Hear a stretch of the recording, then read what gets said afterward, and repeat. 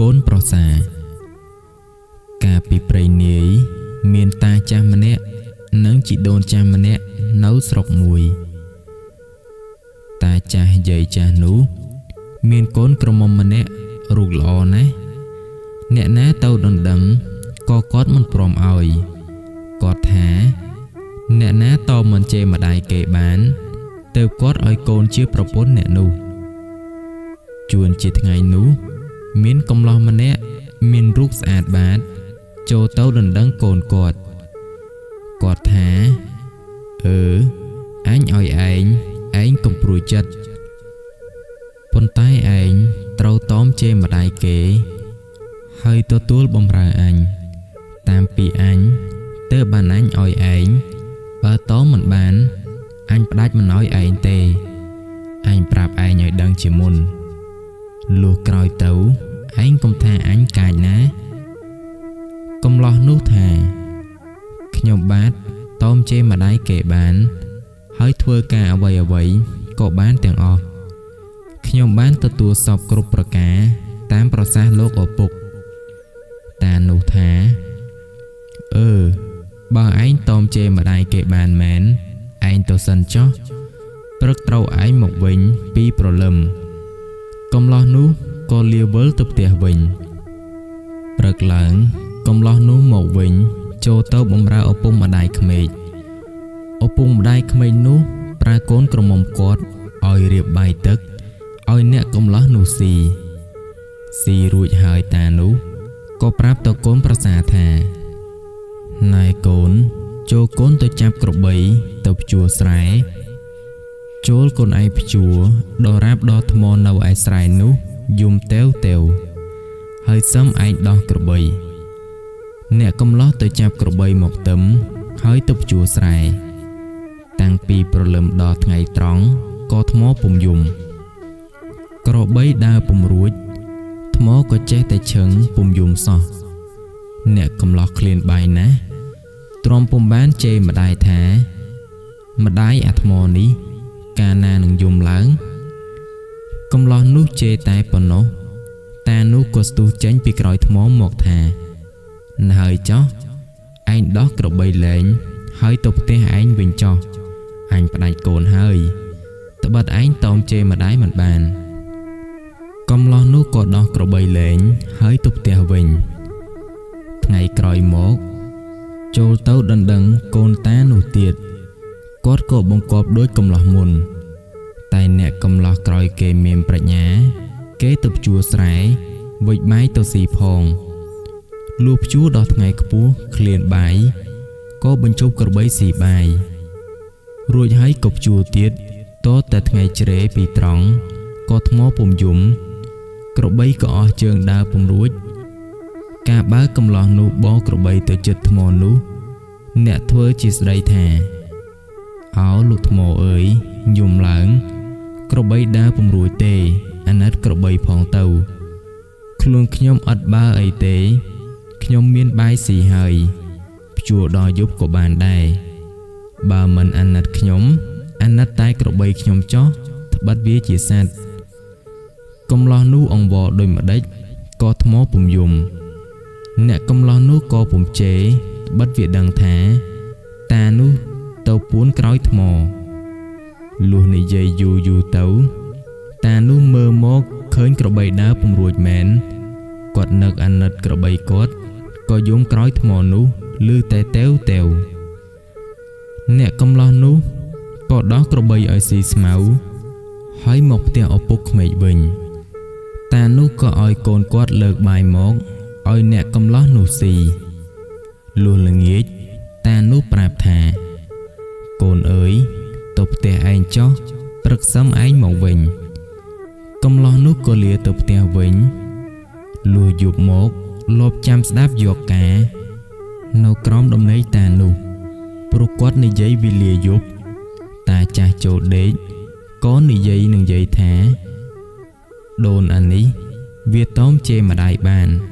ប៉ុន្តែរូបរាងវាអាក្រក់មិនសមនឹងកូនយើងដូច្នេះយើងរកឧបាយយ៉ាងណាឲ្យវាខឹងជេរម្ដាយហើយយើងនឹងផ្ដាច់វាទៅដូនឆ្លើយថាងាយទេ បើដូច្នេះចូលតាឯងចូលទៅក្នុងករុងមួយទៀតដាក់អង្គព្រឹកឡើងវាមកខ្ញុំប្រាប់វាថាតាទៅកាប់អស់លើភ្នំមុនហើយខ្ញុំឲ្យវារែកតាឯងនិងអង្គទៅលើភ្នំបើវាធ្ងន់វាខឹងវាជេរនោះតាឯងនៅក្នុងករុងស្រាប់នឹងឮហើយមកវិញផ្ដាច់វាបានដោយងាយតាយាយគិតគ្នាដូច្នោះហើយក៏ដេកទៅហើយអ្នកកំឡោះលបស្ដាប់ក្រោមផ្ទះឮដឹងការហើយក៏វិលទៅដេកឯផ្ទះវិញព្រឹកឡើងអ្នកកំឡោះនោះទៅបម្រើម្ដាយក្មេកឪពុកក្មេកក៏ស្រាប់តែឃើញយាយចាស់បង្ហាញអំរែកហើយប្រាប់ថាកូនអើយឪឯងទៅកាប់អស់លើភ្នំហើយគាត់ផ្ដាំថាឲ្យកូនឯងរែកអង្គនេះឡើងទៅតាមឲ្យឆាប់ត្បិតគាត់ទៅតាំងតែពីព្រឹកមិនទាន់ទាំងហូបបាយផងមានតែកូនឯងរែកទៅឲ្យឆាប់នឹងអាលដាំបាយឲ្យឪឯងហូបកំឡោះនោះទទួលអនរែកហើយក៏រែកទៅតាមជើងភ្នំដល់រែកឡើងបន្តិចទៅធ្ងន់ណាស់ក៏រែកចុះមកវិញហើយស្ដីថាឱឪអើយខ្ញុំឃ្លានបាយណាស់ខ្ញុំរែកឡើងទៅឲ្យឆាប់មិនបានទេបើវាធ្ងន់ម្លេះនរណានឹងរែកឡើងទៅរួចបើឪមិនអាណិតគាត់ជេរបន្ទោសដូចម្ដេចក៏ទទួលនិយាយហើយរែកចុះមកវាស្រែវិញលុះរែកទៅដល់កន្លែងមួយឃើញស្បូវស្ងួតល្អក៏រែកទៅដាក់ឈប់កណ្ដាលស្បូវនោះហើយដើរទៅបាត់មួយស្របក់ទើបដើរត្រឡប់មកវិញយកភ្លើងដុតអំរែកលុះភ្លើងឆេះស្បូវជុំវិញហើយក្តៅដល់តាចាស់ដែលនៅក្នុងអំរែកនោះគាត់ក៏បំរាស់ញ័ររកើកទាំងការុងភ័យក្រែងភ្លើងឆេះស្លាប់ប៉ុន្តែចេញមិនរួចអ្នកកំឡោះធ្វើជារត់មកពីណាស្រែកថាជើនរណាដុតភ្លើងឆេះអំរែកអញអស់ធ្វើដូចម្ដេចអញនឹងចូលទៅបានបើភ្លើងឆេះជុំវិញដូច្នេះចូលមិនចុះទេថាហើយឈួរស្រែកនៅខាងក្រៅលុះភ្លើងឆេះដល់ក៏រងដឹងថាតាចាស់ក្តៅណាស់ហើយទើបស្ទុះចូលទៅអស់អំរែកចេញពីភ្លើងរួចហើយភ្លើងក៏ឆេះដាច់ខ្សែក៏រងលោកតាចាស់បំរាស់ញ័រទើបអ្នកកំឡោះស្រែកក៏រងចេញឃើញឪពុកក្មេករលាកភ្លើងឆេះទាំងសក់ក្បាលក៏ជំរាបថាជើលោកឪមិនដេចក៏មិនប្រាប់កូនកុំអីភ្លើងឆេះស្លាប់ចោលម៉ែឲ្យនៅមេម៉ាយតាចាស់ខឹងណាស់តែពុំដឹងជាធ្វើដូចម្ដេចឡើងដើរត្រយងយំមកផ្ទះវិញទ្រោមខ្លួនមួយថ្ងៃណាមួយដោយវារោចេញពីភ្លើងណាមួយដោយរលាកភ្លើងមកដល់ផ្ទះវិញគ្មានស្ដីមួយម៉ាត់ដល់ផ្ទះហើយប្រាប់កូនប្រសាថាទៅផ្ទះចុះព្រឹកសមកឯកូនប្រសាទៅផ្ទះដល់យប់ក៏បកពួនក្រោមផ្ទះលបចាំស្ដាប់ទៀតលុះយប់តាចាស់ដូនចាស់ចូលដេកក៏និយាយគិតគ្នាទៀតតាថាគិតដូចម្ដេចនឹងផ្ដាច់វាបានអានេះវាមានប្រាជ្ញាណាស់បើឲ្យកូនយើងទៅវាមិនសមនឹងកូនយើងពីថ្ងៃមិញវាដឹងថាឯងនៅក្នុងករុងវារែកទៅដល់កណ្ដាលផ្លូវវាថាធ្ងន់ណាស់តែវាមិនជេរម្ដាយទេវារកទីណាមានស្បូវស្ងួតវារែកអំរែកទៅដាក់កណ្ដាលស្បូវហើយវាដើរទៅរកភ្លើងមកដុតជុំវិញលុះដល់ភ្លើងឆេះវាធ្វើជាស្រែកថានរណាដុតភ្លើងនេះឆេះអំរែកវាអស់ហើយវាឈួរតែស្រែកមិនចូលយកទុកទោះតែភ្លើងឆេះក្តៅដល់រលាកឯងទៅហើយទើបវារត់ចូលទៅអូសចេញមកអញភ័យណាស់ប៉ុន្តែចេញមិនរួចព្រោះវាចងមាត់ក៏រងជាប់អញរលាកអស់ទាំងខ្លួនឥឡូវនេះយើងគិតដូចម្ដេចនឹងផ្ដាច់វាបាននិយាយថាឥឡូវនេះយើងគិតថាតាឯងធ្វើម្ចាស់ឲ្យវាធ្វើឆ្កែនាំទៅបណ្ដារកអណ្ដើកឲ្យវាដូចឆ្កែបើវារកអណ្ដើកមិនបានឬវាបោមិនទាន់នោះយើងនឹងផ្ដាច់វាតាចាស់ថាដូនគិតដូច្នេះត្រូវព្រឹកអញធ្វើដូចជាឯងថា តានិយាយកើតគ្នាហើយដេកទៅឯអ្នកកំឡោះនោះស្ដាប់ដឹងការអស់ហើយក៏វិលទៅដេកឯផ្ទះវិញដល់មាន់រងាវទើបពួនអណ្ដើកយកទៅចងទុកក្នុងគម្លោកស្មៅវាលឯនោះឯនេះពាសពេញតែវាលដែលតាចាស់គាត់គិតទៅរកអណ្ដើកនោះហើយវិលមកផ្ទះវិញដេកធ្វើជាប្រងើយទៀតលុះព្រឹកប្រហៀមឡើងចៅនោះទៅដល់ផ្ទះឪពុកក្មេកម្ដាយក្មេកឪពុកក្មេកម្ដាយក្មេកក៏ឲ្យកូនក្រមុំគាត់រៀបបាយលើកយកមកឲ្យចៅស៊ីចៅនោះស៊ីរួចហើយក៏ប្រាប់ថាកូនឥឡូវនេះយើងទៅបណ្ដើអណ្ដើកប៉ុន្តែយើងគ្មានឆ្កែកូនឯងធ្វើឆ្កែឪធ្វើម្ចាស់យើងទៅរកក្រែងបានមួយពីរយកមកស៊ីចៅនោះឆ្លើយបាតហើយតាចាស់ពងបាយសំណុំទឹកបំពង់ដើរចេញពីផ្ទះទៅចៅនោះក៏បោជើង4តាមក្រោយទៅដល់វាស្រែកន្លែងវាចងអណ្ដើកនោះវាក៏បោទៅមុខចូលកំពត់ស្មៅមួយធ្វើជាគោះងល់តាចាស់រត់ទៅដល់វាខាំបានអណ្ដើកមួយហើយទៅទៀតខាំបានអណ្ដើក6 7ដល់ថ្ងៃត្រង់តាចាស់ឃ្លានបាយពេកក៏អង្គុយគិតនឹងស្រ័យបាយស៊ីឆ្កែមើលទៅខាងឃើញក្របីមួយវងក៏បោទៅដេញខាំក្របីបោចូលស៊ីស្រូវស្រែអ្នកស្រុកតាចាស់ឃើញហើយរត់ទៅដេញក្របីចេញពីស្រែឆ្កែបោមកស៊ីបាយអស់ហើយបោលទៅបាត់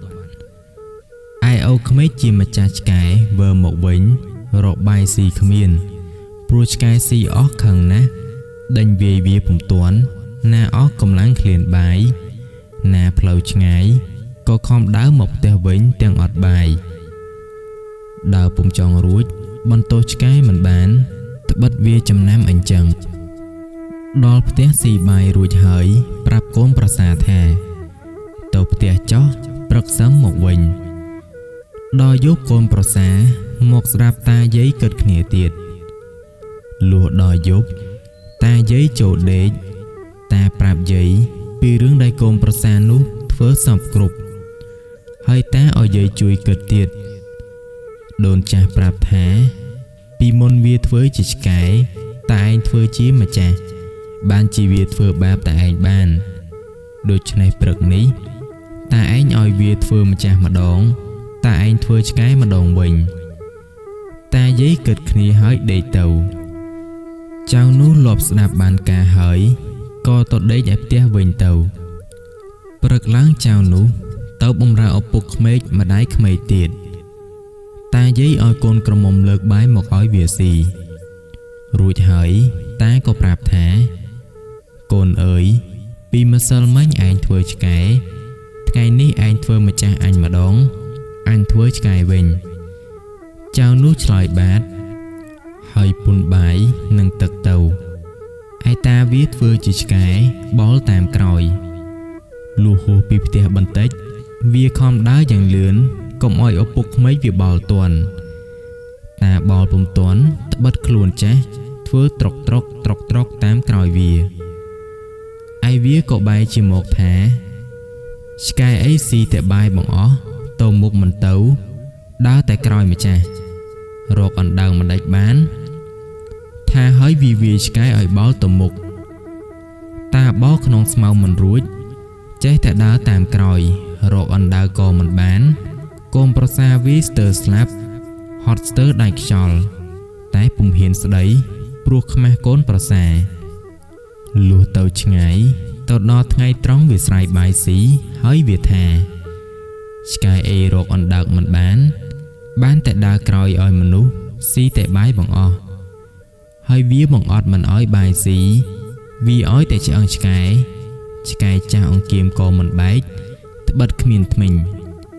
ឃ្លានណាស់អង្គុយមើលតែមុខវាតតែវាស៊ីហើយវាវាយមួយត្រនងទៀតវាថាណាស់ហើយទៅផ្ទះចោះបើមិនផេះទេឆ្កែអីយ៉ាងហ្នឹងហើយវាឡើងដើរទៅផ្ទះវិញតែចាស់ហត់ណាស់វាមិនរួចឡើងដើរទៅតាមក្រោយកូនប្រសាធ្វើមុខស្រមេះ លុះទៅដល់ចៅកំឡោះប្រាប់ម្ដាយក្មេកថាម៉ែរកអណ្ដើកមិនបានទេព្រោះឆ្កែវាស្វាក់តាចាស់ខឹងណាស់ប្រាប់កូនប្រសាថាឯងទៅផ្ទះចុះព្រឹកសឹមមកវិញចៅនោះក៏លាទៅដល់យប់មកពួនលបស្ដាប់ក្រោមផ្ទះទៀតលុះដល់យប់តាយាយចូលដេកតានិយាយប្រាប់ពីរឿងកូនប្រសាធ្វើបាបហើយបងអត់ទាំងបាយផងដូនថាណាហើយឲ្យកូនទៅវាទៅផ្ដាច់វាមិនបានទេអានេះវាមានប្រាជ្ញាណាស់ឯងគិតអីក៏វាដឹងមុនទាំងអស់វាធ្វើបាបស្ទើរតែស្លាប់ម្ដេចក៏មិនរៀងតាចាស់ឆ្លើយថានឹងឲ្យវាទៅមើលរូបរាងវាមិនសមនឹងកូនយើងសោះប៉ុន្តែយើងធ្វើកលឲ្យវាខឹងឲ្យវាជេរម្ដាយវាមិនជេរដូច្នេះដូនជួយគិតអញម្ដងទៀតបើវាធ្វើមិនបានសឹមផ្ដាច់វាដូនចាស់ថាឥឡូវនេះមានតែដល់ពេលមន់រងាវតាឯងលុបមុខស៊ីស្លាហូបបាយចូលទៅក្នុងករងមួយទៀតច្រកអង្គរបើព្រឹកឡើងវាមកខ្ញុំនឹងប្រាប់វាថាតាឯងទៅផ្សារទិញអីវ៉ាន់ហើយខ្ញុំប្រាប់ឲ្យវារែកទៅតាមឲ្យទាន់នៅវេលាស៊ីបាយព្រឹកត្បិតផ្លូវផ្សារក៏ឆ្ងាយដែរបើវារែកមិនទាន់ទេនោះលុះមកវិញនឹងផ្ដាច់កូនពីវាបានងាយមួយទៀតតែទៅដល់ពាក់កណ្ដាលផ្លូវវាមុខជាធ្ងន់វាប្រហែលជាគិតឃើញថាស្ងាត់ហើយវាជេរមិនខានតាចាស់នឹងយាយគិតគ្នាហើយក៏ដេកទៅឯកូនប្រសាលាប់ស្ដាប់នៅក្រោមផ្ទះដឹងការហើយក៏ទៅដេកនៅឯផ្ទះវិញទៅលុះព្រឹកឡើងចៅនោះរៀបខ្លួនដើរចេញទៅបម្រើឪពុកក្មេកទៀតដល់ហើយម្ដាយក្មេកឲ្យកូនក្រមុំលើកបាយយកមកឲ្យចៅនោះស៊ីទៀតស៊ីហើយក៏ប្រគល់អំរែកឲ្យកូនប្រសារែកទៅតាមឪពុកក្មេកនៅឯផ្សារដូចគិតគ្នាពីល្ងាចនោះចៅនោះរែកដើរទៅហើយគិតថាម្ដងនេះអញធ្វើឲ្យឪពុកក្មេកអញឲ្យកូនមកអញកុំឲ្យគាត់រកលេសធ្វើបញ្ឆោតអញក្រោយទៀតហើយគិតតែរែកដើរទៅដល់កណ្ដាលផ្លូវដាក់អំរែកចុះហើយថាការ៉ុងនេះចងមាត់មិនជាប់វាយកខ្សែចងមាត់ថែមទៀតលុះរែកទៅដល់កន្លែងមានព្រែកមានស្ពានក៏ទម្លាក់អំរែកលើស្ពានឲ្យបំរាស់ត្រង់ចុងក្តារនៅតែបន្តិចនឹងធ្លាក់ពីស្ពានហើយថាអញអើយថ្ងៃណាហើយម្លេះសំឪអញជេរមិនខានអំរែកធ្ងន់រែកមិនដេចឲ្យទាន់ណាហើយឪជេរក៏ជេរចុះអញដាក់នៅនេះទៅវាលសិនរួចសឹមទៅទៀតនិយាយបណ្ដើដើរបណ្ដើមួយស្របក់ក៏កាន់ឈើមួយធំដើរមកពីនាយបុកក្តារស្ពានលឺក្រាំងធ្វើដូចជាដំរីឆ្លងស្ពានហើយស្រែកថានរណាដាក់អំរែកនៅលើស្ពានដំរីអញវាជន់ខូចអស់ហើយមកយកចេញឲ្យឆាប់ស្រែកហើយបុកក្តារក្តាំងដើរចូលមកឯតាចាស់នៅក្នុងករងគិតស្មានថាដំរីមែនភ័យក្រែងជន់ស្លាប់ក៏ខំអំរះជិះផ្លូវដំរីហួសពីក្តារធ្លាក់ទៅក្នុងទឹកចូលក្នុងករងគាត់ឆ្លក់ទឹកត្រដោញ័រទាំងករងស្ទើរតែនឹងស្លាប់ឯកូនប្រសាឃើញដូច្នោះក៏ទុកឲ្យផឹកទឹកបន្តិចឲ្យអស់ខូចទៀតហើយវាធ្វើជាដើរមកពីវាលស្រែកថានរណាហ៊ានបរដំរីឆាយអំរែកអញឲ្យធ្លាក់ក្នុងទឹកទោះទឹកអង្គរអញអស់អោអញអើយឪជេរថែមទៀតហើយថ្ងៃក៏កាន់តែខ្ពស់ហើយអង្គរទៅទឹកថែមទៀតអ្នកកំឡោះឃើញឪពុកក្មេកបំរាស់ញ័រក្នុងករងក៏ថាអោមានត្រីមកបំរាស់ផងណាហើយអញចោះទៅស្រង់មកមើលថាហើយក៏លោតទៅស្រង់ឡើងមកមើលហើយថាបើវាទៅទឹកនឹងស្រ័យហាលថ្ងៃ ហើយរែកយកទៅឲ្យម៉ែធ្វើនំបញ្ចុកឲ្យអូថាហើយស្រ័យមើលឃើញតានៅក្នុងករុងក៏ថាអូអើយម្ដេចមិនស្រែកប្រាប់ខ្ញុំកុំអីស្លាប់ទៅហើយគេបោដំរីមកពីណាមិនដឹងគេឲ្យដំរីឆាយធ្លាក់ទៅក្នុងទឹកតាលឺហើយឡើងឈរដើរវិលមកផ្ទះវិញមិនមានស្ដីអ្វីមួយម៉ាត់ដល់ទៅផ្ទះអស់ចំណេះពុំហ៊ានគិតទៀតក៏រៀបការកូនក្រមុំឲ្យទៅអ្នកកំឡោះនោះទៅរឿងគ្រូនិងសិស្សមានរឿងមួយដំណាលថាមានភិក្ខុមួយអង្គគង់នៅវត្តមួយមានកូនសិស្សម្នាក់ឈ្មោះអាឆ្លូញខលណាស់គ្រូក៏ល្ងងណាស់ឆោតណាស់គ្មានឧបាសកឧបាសិការាប់អានយកចង្ហាន់ស្លាបារីទៅប្រគេនឬនិមន្តលោកនោះទៅឆាន់ឯផ្ទះដល់ម្ដងឡើយលោកនោះក្រលំបាកពន់ពេកតែលោកមានដំរីមួយថ្ងៃមួយលោកនោះពិចារណាថាសពថ្ងៃនេះគ្មានឧបាសកគេប្រគេនវត្ថុអ្វីសោះបើដូច្នេះគួរតែអញទិញវត្ថុផ្សេងយកមកទុកឆាន់កុំឲ្យលំបាកគិតដូច្នោះហើយក៏ប្រាប់កូនសិស្សថាអាឆ្លូញឯងចាប់ដំរីមកហើយឯងទៅផ្សារនឹងអញរកទិញវត្ថុផ្សេងយកមកទុកឆាន់កូនសិស្សទៅចាប់ដំរីបានមកគ្រូនិងសិស្សក៏ឡើងជិះដំរីបរទៅផ្សារ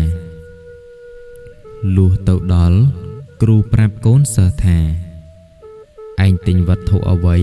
ដែលគេទុកស៊ីបានយូរមិនខូចអាឆ្លូញជាសិស្សក៏ទិញអំបិលមួយចុងច្រកក៏រងស្រាច់គ្រូឃើញសួរថាហេតុម្ដេចក៏ឯងទិញតែអំបិលមិនទិញត្រីឆ្អើរត្រីងៀតផងកូនសិស្សទូលថាអំបិលទុកបានយូរមិនចេះខូចបានជាខ្ញុំប្រកាសរណាទិញគ្រូឆោតល្ងងណាស់ក៏ស្ងៀមគ្រូឡើងបកដំរីមកវិញសិស្សរែកអំបិលពីក្រោយដល់ពាក់កណ្ដាលផ្លូវគ្រូមើលទៅសិស្សឮសូរដងរែកដូចជាស្រួលក៏សួរថាអាឆ្លូញអញមើលទៅឯងរែកអំបិលដូចជាស្រួលឬយ៉ាងណាកូនសិស្សទូលថាខ្ញុំប្រកាសរណាស្រួលណាស់ហើយស្រាលផងលោកគ្រូប្រាប់សិស្សថាឯងជិះដំរីវិញចុះអញរែកអំបិលដើរក្រោយលោកគ្រូថាហើយចុះពីលើដំរីមកសិស្សក៏ឡើងជិះដំរីទៅលោកគ្រូប្រាប់ថាឯងបរដំរីទៅចាំអញនៅម្លប់ឈើឯមុខសិស្សបរទៅដល់ម្លប់ឈើក៏ឈប់ចាំគ្រូបររហូតទៅវត្តលោកគ្រូរែកអំបិលដើរតាមក្រោយមកដោយអំបិលនោះធ្ងន់ណាស់លោកគ្រូរែកឈប់រកមើលទៅសិស្សមិនឃើញក៏គិតថាចាំក្រោយនាំសិស្សមកយកហើយយកអំបិលទៅលាក់ក្នុងព្រៃមុននឹងលាក់លោកគិតថាទីនេះប្រសិនមានគេដើរមកចំឃើញគេនឹងយកអំបិលនេះអស់មិនខានគួរតែរកទីណាដែលកំបាំងភ្នែកអ្នកទាំងពួងគឺមានក្នុងទឹកទើបគេមើលមិនឃើញហើយក៏យកអំបិលទាំងពីរការុងទៅលាក់ទុកក្នុងទឹកហើយដើរទៅលុះដល់វត្តសួរសិស្សថាហេតុម្ដេចក៏អញមិនចាំអញសិស្សទូលថាខ្ញុំប្រកាសរណាបរដំរីមកប្រងចាំលោកគ្រូដែរតែដំរីមិនព្រមចាំសោះអង្វរដូចម្ដេចក៏វាមិនព្រមវាប្រឹងតែដើរដល់វត្តទើបឈប់សិស្សសួរគ្រូថាលោកគ្រូទុកអំបិលឯណាគ្រូប្រាប់ថាអញលាក់ទុកនៅឯណោះអញកាច់ដើមឈូកដោតជាសម្គាល់លុះព្រឹកឡើង លោកក៏នាំកូនសិស្សទៅយកអំបិលវិញលុះដល់ប្រាប់សិស្សថាអញលាក់ក្នុងទឹកត្រពាំងនេះសិស្សលាន់មាត់ថាម៉ែអើយរលាយអស់ទៅហើយអាចឆ្លូនជាសិស្សក៏ចុះទៅយកអំបិលចាប់លើកក៏រងទាំងពីរគ្មានឃើញអំបិលសល់សោះព្រោះវារលាយអស់ហើយឯចំណងដែលចងមាត់ក៏រងក៏ឃើញដាច់អស់ប្រទះឃើញឯត្រីកញ្ចុះមួយនៅក្នុងក៏រងនោះសិស្សទូលលោកគ្រូថាមានត្រីកញ្ចុះមួយនៅក្នុងក៏រងវាស៊ីអំបិលអស់ទៅហើយយកត្រីនិងក៏រងមកប្រគេនគ្រូមើលលោកគ្រូឃើញត្រីខឹងណាស់ក៏ទះកំភ្លៀងត្រីមុតដៃនឹងធ្មង់ត្រីជាប់ពឹសត្រីចាប់ពើតឈឺខ្លាំងពេកលោកគ្រូថាឯងចាប់ដកធ្មង់ត្រីចេញឲ្យឆាប់ត្បិតឈឺអញណាស់សិស្សក៏ចាប់ដកធ្មង់ទាញស្ទើរតែមិនរួចលុះដករួចឈាមហូរខ្លាំងពឹសត្រីក៏រត់តែបណ្ដាលឲ្យលោកឈឺខ្លាំងឡើងលោកគ្រូនាំកូនសិស្សទៅវត្តវិញយកទាំងការងត្រីកញ្ចុះទៅផងទៅដល់វត្តប្រាប់សិស្សថាអាឆ្លូនឯងដាំបាយមួយឆ្នាំងអាំងត្រីកញ្ចុះនេះឲ្យឆ្អិនជាឆាប់អញនឹងឆាន់លុះពឹសអន់ឈប់ពើតលោកគ្រូក៏សំងំសឹងទៅឯអាឆ្លូនក៏ដាំបាយអាំងត្រីឆ្អិនហើយបរិភោគអស់ទុកតែបាយមួយពំនូតនិងឆ្អឹងត្រីក្នុងចានគ្រាប់តែវាគ្រាប់មិនឲ្យចិត្តលោកគ្រូភ្ញាក់ឡើងប្រាប់សិស្សថាឯងយកបាយនិងត្រីមកឆាន់អាឆ្លូនក៏ធ្វើកិរិយាដូចជាចូលទៅយកបាយប្រគេនចេញមកវិញទូលថាបាយនិងត្រីរុយស៊ីអស់ទៅហើយនៅសល់តែមួយពំនូតនិងឆ្អឹងត្រីលោកគ្រូជឿឥតសង្ស័យដោយឆោតល្ងង់ក៏ហុចរំពាត់ផ្ដៅមួយមកឲ្យសិស្សហើយថាឯងវារុយ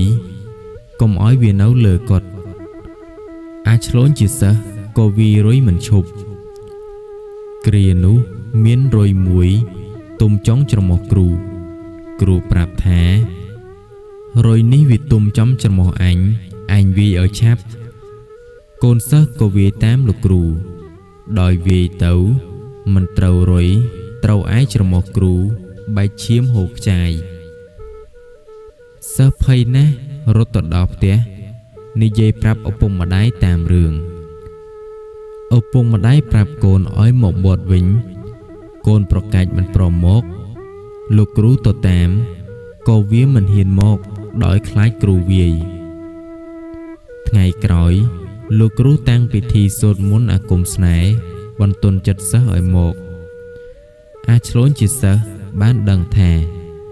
គ្រូតាំងពិធីមន្តអាគមស្នេហ៍ដូច្នេះក៏មកវត្តវិញដើម្បីឲ្យគ្រូជឿថាស្នេហ៍ពូកែលុះដល់វត្តដើរលបចូលទៅឃើញគ្រូកំពុងតែអង្គុយសូត្រមន្តអាគមស្នេហ៍ក៏សួរលោកថាលោកគ្រូធ្វើអ្វីគ្រូក៏ហកថាអញសូត្រមន្តអាគមបំបាំងខ្លួនព្រោះអញទើបរៀនពីគេជាបន្ទាន់នោះលោកគ្រូគិតថាស្នេហ៍អញពូកែមែនបានសិស្សអញវាមកលុះព្រឹកឡើងសិស្សដាំបាយធ្វើម្ហូបស្រេចទូលថាចង្ហាន់ឆ្អិនហើយលោកគ្រូថាបើដូច្នេះឯងលើកយកមកឲ្យអញឆាន់អាចឆ្លូនក៏លើកយកមកប្រគេនធ្វើមើលមិនឃើញដាក់ថាទៅលើក្បាលគ្រូស្រែកថាអាចឆ្លូនហេតុម្ដេចក៏យកថាមកដាក់លើក្បាលអញសិស្សទូលថាខ្ញុំប្រកាសរណាមើលមិនឃើញលោកគ្រូងាកចេញអាចឆ្លូនក៏ដាក់ថាលើក្បាលគ្រូទៀតលោកគ្រូថាឯងដាក់ថាលើក្បាលអញទៀតហើយសិស្សថាខ្ញុំប្រកាសរណាសូមទោសព្រោះមើលមិនឃើញលោកគ្រូជឿថាអញរៀនស្នេហ៍ពូកែប្រកប ឥឡូវអញក៏ហក់វាថាតាំងពិធីមុនអាគមបំបាំងខ្លួនវិញក៏ទៅជាពូកែមើលមិនឃើញប្រកបមែនគួរទន្ទិញឲ្យចាំកុំឲ្យភ្លេចឯអាឆ្លូនលួសប្រគិនចង្ហាន់គ្រូឆាន់រួចហើយវាក៏លើកមកបរិភោគខ្លួនវាថ្ងៃក្រោយមានឧបាសកគេនិមន្តទៅឆាន់នៅឯផ្ទះអាឆ្លូនទូលថាបើលោកគ្រូនិមន្តទៅឆាន់ឯផ្ទះគេសូមកុំស្លៀកស្បង់ព្រោះនាំតែចាស់ស្បង់ខូចឥតអំពើឃ្លុំតែជីវរបានហើយគេមើលមិនឃើញទេត្បិតលោកគ្រូចេះមុនអាគមបំបាំងខ្លួនពូកែណាស់អ្នកណាមើលនឹងឃើញគ្រូក៏ជឿក៏ធ្វើតាមពាក្យសិស្សលុះព្រឹកឡើងលោកគ្រូប្រាប់សិស្សថាឯងតាមអញទៅឆានឯផ្ទះឧបាសករួចលោកឃ្លុំតែជីពណ៌មិនស្លៀកស្បង់ដោយគិតថាឃ្លុំតែជីពណ៌បានហើយព្រោះមុនអាគមអញនេះពូកែណាស់នរណានឹងមើលគេខ្មាស់ឃើញរួចក៏នាំកូនសិស្សទៅលុះទៅដល់ផ្ទះឧបាសកនិមន្តឡើងទៅលើផ្ទះហើយគេលើកចង្ហាន់មកដើម្បីប្រគេនលោកឆាន់ដោយលោកមិនបានស្លៀកស្បង់អង្គុយមិនស្រួលងាកឆ្វេងងាកស្ដាំក៏លិចគេខ្មាស់កណ្ដាលវាលឧបាសកឃើញដូច្នោះគេនាំគ្នាសើចហូរលាន់លោកគ្រូពុំទាន់បានឆាន់ចង្ហាន់មានចិត្តខ្មាស់ណាស់ក៏ចុះពីផ្ទះត្រឡប់មកវត្តវិញជេរបន្ទោសសិស្សថា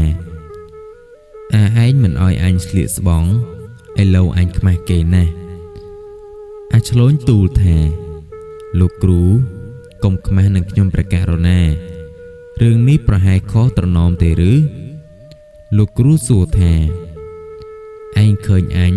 ធ្វើខុសត្រណមដូចម្ដេចអាឆ្លូនសួរថាកាលលោកគ្រូនិមន្តទៅឆាន់ឯផ្ទះឧបាសកនិមន្តទៅផ្លូវខាងណា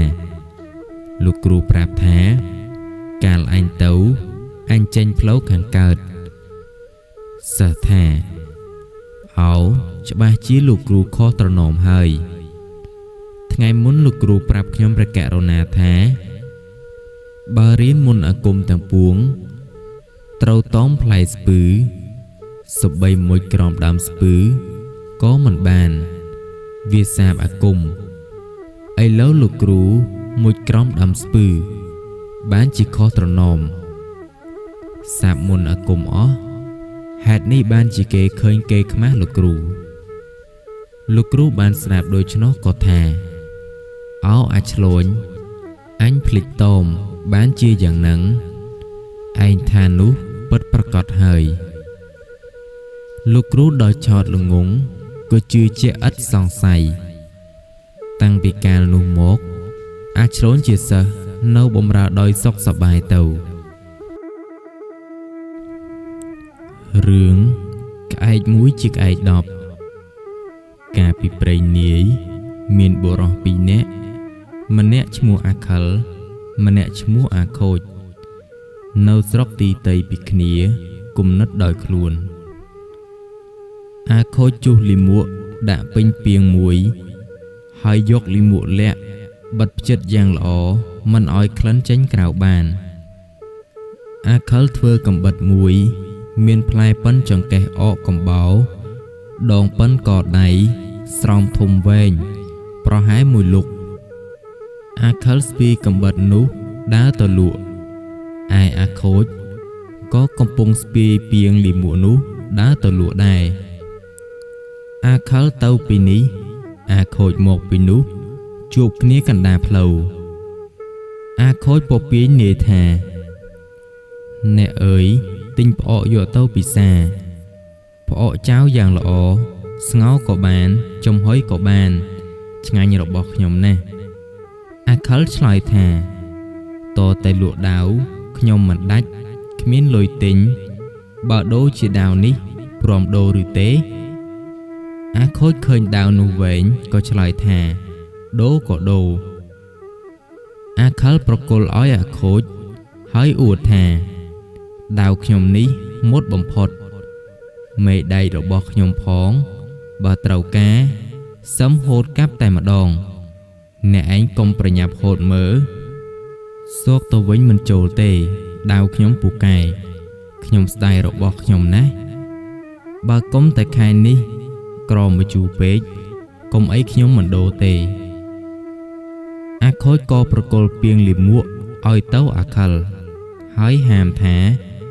ក្អមខ្ញុំនឹងក៏ដែរដល់ពេលស៊ីសឹមបើកយកមកចំហុយកុំអាលបើកមើលក្រែងវាស្អុយ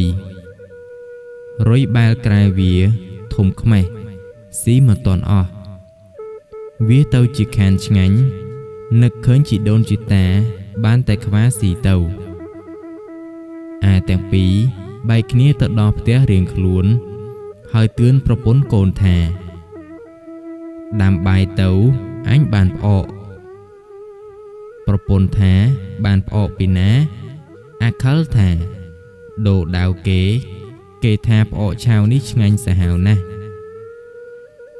ប្រពន្ធក៏អរពេញចិត្តនឹកថាប្តីចេះធ្វើកំបិតដូរផ្អកស្ទុះផ្លែតទៅលាងចានដួសបាយហើយកាន់កំបិតយ៉ាងកំរិលក៏កិលទៅចិត្តពីងផ្អកយកកំបិតកោះលិមួកលាក់នោះបើកឡើងហើយលូកដៃខ្វាបានមួយក្តាប់ដាក់ផ្លាប់ទៅក្នុងចានសល់នៅដៃប៉ុន្មានក៏លិតភ្លក់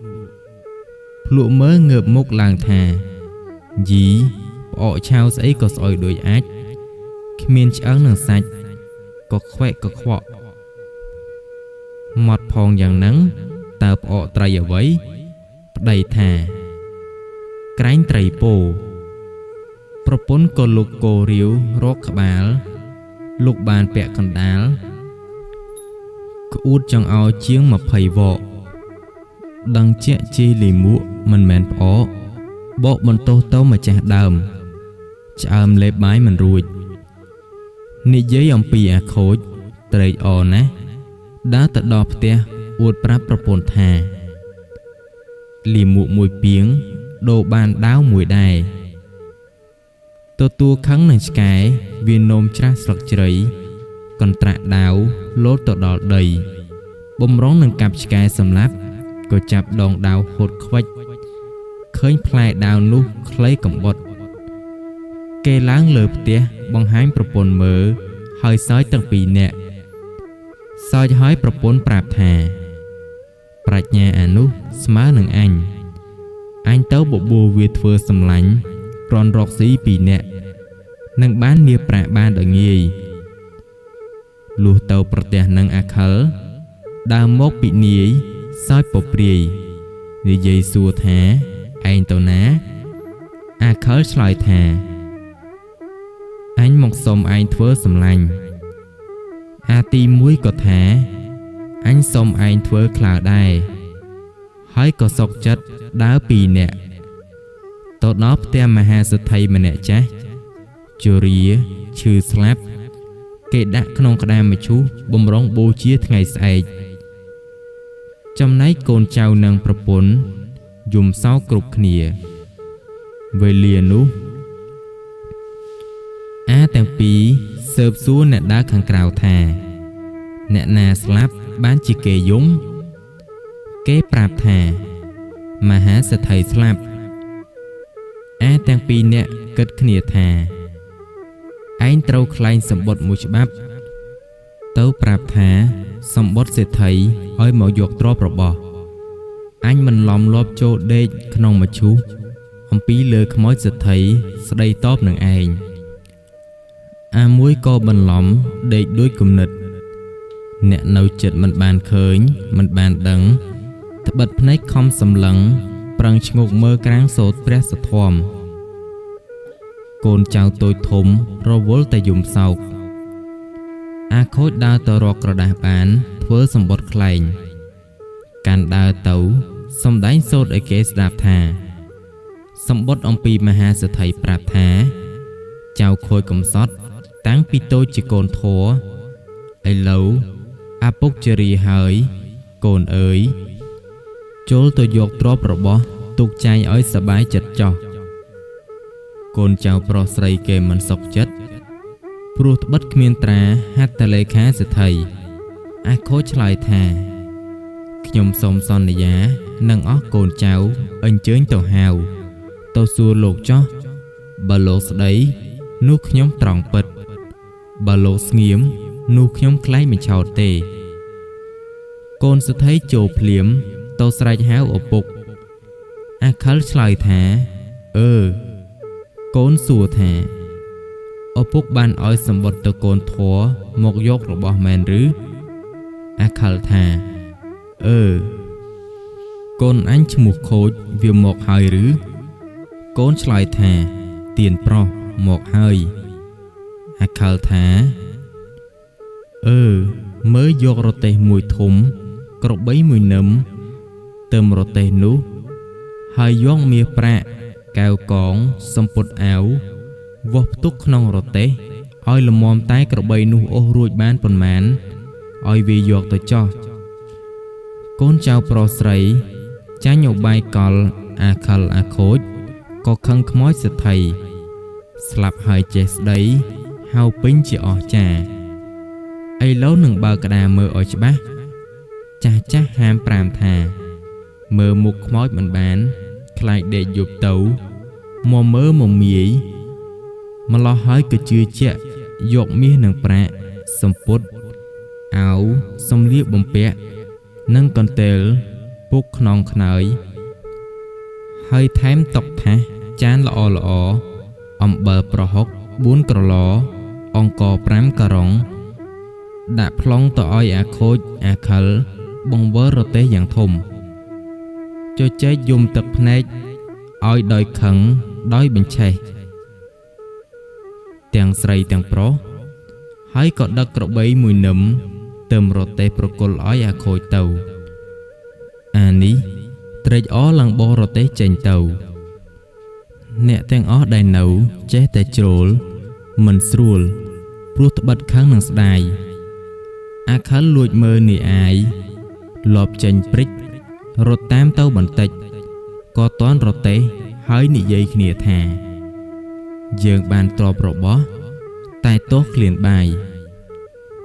បើឈប់ដាំបាយនៅរៀងអាយក្រែងមិនស្ងាត់ខ្លាចចោលតាមមកស្កាត់ប្លន់យកទ្រព្យមួយរទេះបើដូច្នេះឯងឈប់ចាំអញទៅសុំបាយគេស៊ីខ្លះយកខ្លះមកឲ្យឯងអាមួយព្រមហើយអាមួយក៏ដើរទៅរកថ្នាំតាមផ្លូវ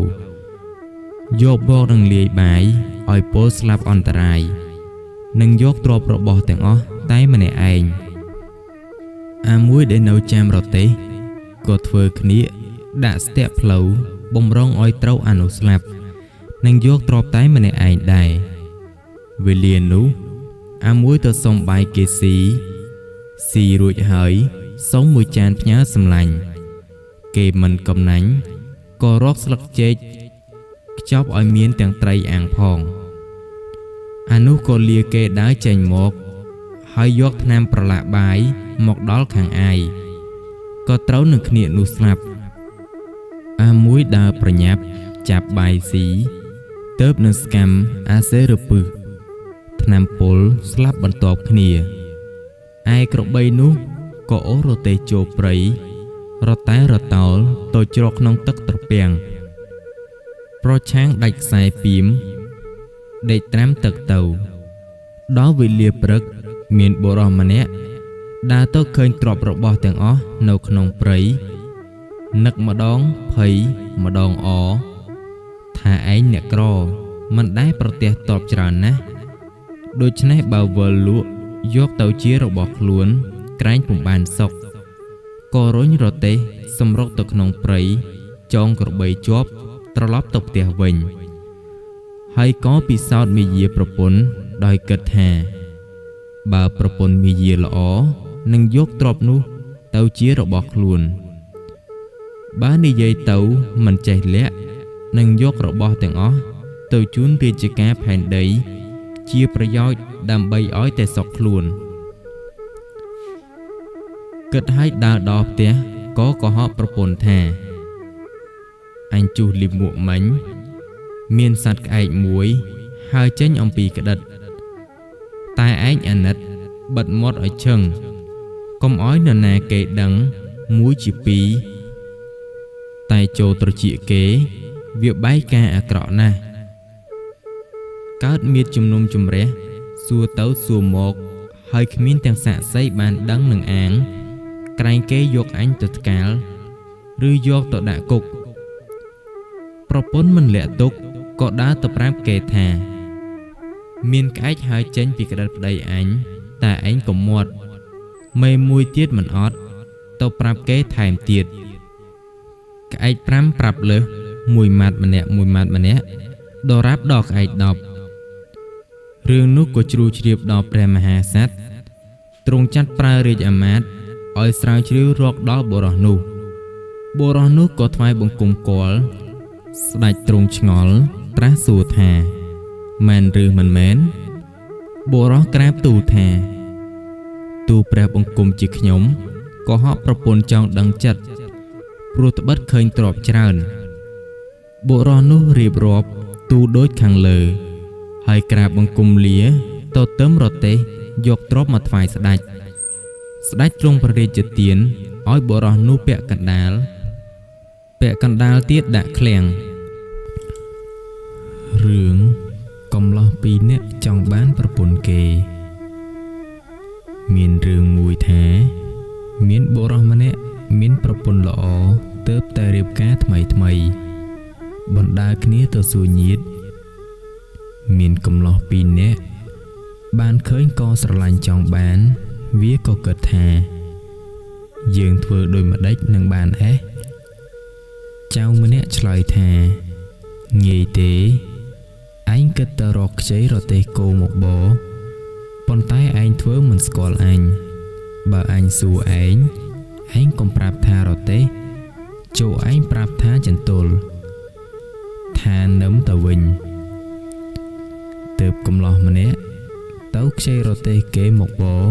ឲ្យជួបនឹងបុរសបណ្ដាប្រពន្ធនោះដើរមកដល់ក៏កំឡោះម្នាក់នោះវាសួរថាណែអ្នកអញ្ជើញមកអាយឈប់និយាយគ្នាលេងបន្តិចសិនបុរសការប្រពន្ធថ្មីក៏ចូលទៅអង្គុយលេងលុះកំឡោះម្នាក់បរទេះមកដល់វាធ្វើជាសួរថានេះហៅអ្វីអ្នកបុរសប្តីប្រពន្ធឆ្លើយប្រាប់ថាគេហៅរទេះមែនឬអ្នកបុរសនោះថាមែនបើមែនអ្នកហ៊ានភ្នាល់នឹងខ្ញុំទេបុរសនោះសួរថាអ្នកឯងមានទ្រព្យអ្វីភ្នាល់នឹងខ្ញុំកំឡោះនោះថាបើខ្ញុំចាញ់ខ្ញុំនៅជាខ្ញុំអ្នកបើខ្ញុំឈ្នះសូមតែប្រពន្ធអ្នកបុរសនោះគិតថាប្រកាសជាគេហៅរទេះមែននឹងខ្លាចអ្វីក៏ព្រមភ្នាល់នឹងគេទៅទើបកំឡោះដៃឈរសួរទៅអ្នកបរទេះចង្អុលទៅសួរទៅចន្ទល់ថាកំឡោះអ្នកបរទេះនោះប្រាប់ថានេះគេហៅចន្ទល់ចង្អុលសួរទៅនឹមថានេះគេហៅនឹមនេះគេហៅទូកនេះគេហៅទ្រាយនេះគេហៅព្រែកនេះគេហៅកង់នេះគេហៅខ្នងកង់នេះគេហៅត្រពងដល់ឆ្លើយរួចសោកគ្រប់កំឡោះនោះសួរទៅបុរសជាប្តីថាឥឡូវគេមិនហៅរទេះទេបើដូច្នេះតើអ្នកឯងព្រមចាញ់យើងឲ្យប្រពន្ធមកយើងឬម្ដេចបុរសជាប្តីនោះមិនព្រមដល់ប្រកែកទៅមិនឈ្នះគេដណ្ដើមយកប្រពន្ធទៅបានបុរសនោះមិនសុខចិត្តទៅប្តឹងចៅក្រមឲ្យកោះហៅចៅទាំងពីរនាក់នោះមកជំនុំកំឡោះទាំងពីរនាក់នោះវាសោកចៅក្រមកាត់សេចក្តីថាត្រូវចាញ់គេហើយត្រូវឲ្យប្រពន្ធទៅគេហើយបុរសនោះខឹងណាស់ត្បិតគេយកប្រពន្ធទៅបាន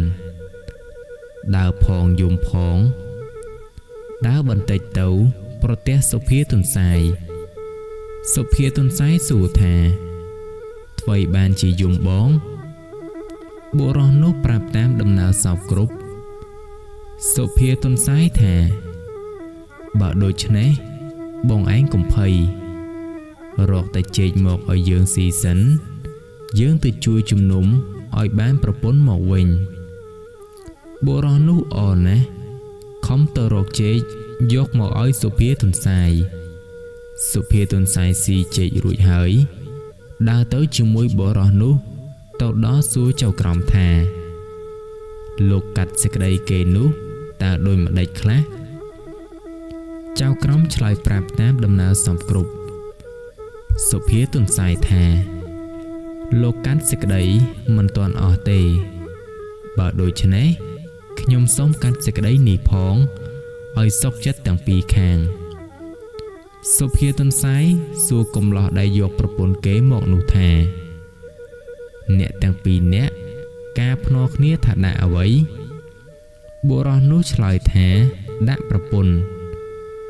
សុភាទន្សាយសួរទៅកំឡោះនោះថាត្រង់ណាហៅប្រពន្ធបើអ្នករកឃើញយកទៅចោះបើរកមិនឃើញទេឲ្យប្រពន្ធទៅគេវិញកំឡោះនោះចាប់ត្រង់ដៃសុភាទន្សាយប្រាប់ថានេះគេហៅថាដៃទេវាចាប់ត្រង់ជើងសុភាទន្សាយថានេះគេហៅត្រង់ជើងទេវាចាប់ត្រង់នេះក៏ថាមិនមែនចាប់ត្រង់នោះក៏ថាមិនមែនហើយប្រាប់ថារួមទាំងអស់គ្នាទៅទើបគេហៅថាប្រពន្ធឯរទេះក៏ដូចគ្នាគឺគេហៅចន្ទល់នឹមទុកត្រាយប្រែកថ្នងត្រពងរួមទាំងអស់នេះទៅទើបគេហៅថារទេះបើដូច្នេះឯងយកប្រពន្ធគេមិនបានទេឲ្យមកវិញសុភាទន្សាយឲ្យកំឡោះនោះយកប្រពន្ធមកវិញសុភាទន្សាយស្ដីឲ្យលោកចៅក្រមថាបងកាត់សេចក្តីនេះស៊ីតែសំណូគេគ្មានត្រង់តាមព្រះច្បាប់សោះបុរសនោះបានប្រពន្ធមកវិញក៏អរណាស់លើកដៃសំពះសុភាទន្សាយថាលោកបងកាត់សេចក្តីនេះពេញហៅត្រង់ហើយឲ្យលោកបានសម្បត្តិសួគ៌និព្វាន